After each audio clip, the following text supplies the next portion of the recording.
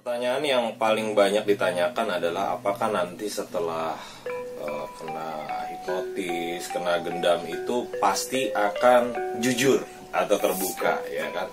Pertama kita akan memahami hipnotis dan gendam dulu. Hipnotis adalah berkomunikasi dengan pikiran bawah sadar dengan melakukan izin dan pemrograman.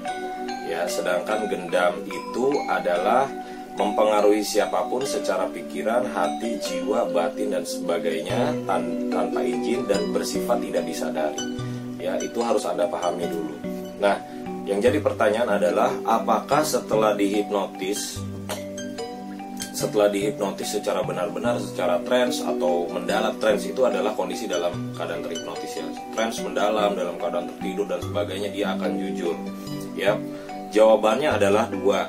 Bisa iya, bisa tidak. Kenapa? Karena ini berhubungan dengan mekanisme pikiran. Karena mekanisme pikiran ada bagian-bagian pikiran atau program pikiran yang memang sudah dari sananya, sudah dari lahirnya, sudah dari Tuhan, sudah alamiahnya.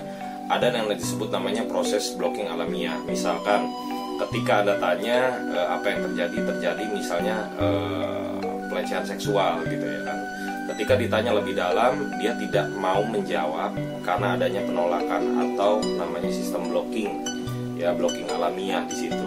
Karena itu mekanisme dari pikiran, karena memang ketika dia harus menceritakan terjadi beban psikologis atau terjadi misalnya abreaksi. Abreaksi itu adalah pelepasan emosi atau bahasa awamnya seperti kayak kesurupan dan sebagainya.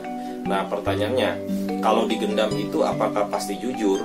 Kemungkinan besarnya presentasinya akan lebih besar daripada hipnotis. Kenapa? Karena kalau gendam itu menggunakan sisi emosionalnya.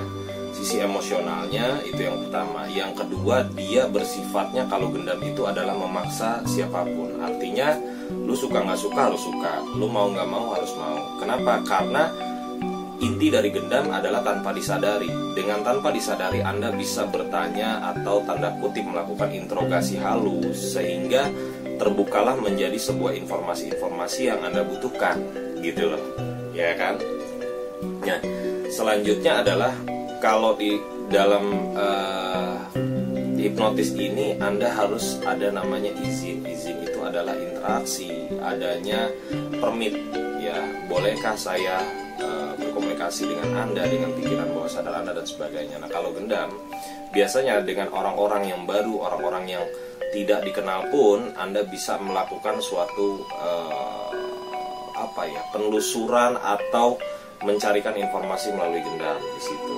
Ya, itulah perbedaan ketika Anda memperoleh kejujuran dari hipnotis atau gendam. Nah, yang jadi pertanyaannya lagi adalah kenapa saya tidak menggunakan jasa orang ketiga atau jasa hipnotis atau jasa gendam? Ya, ini selalu saya ungkapkan kepada Anda.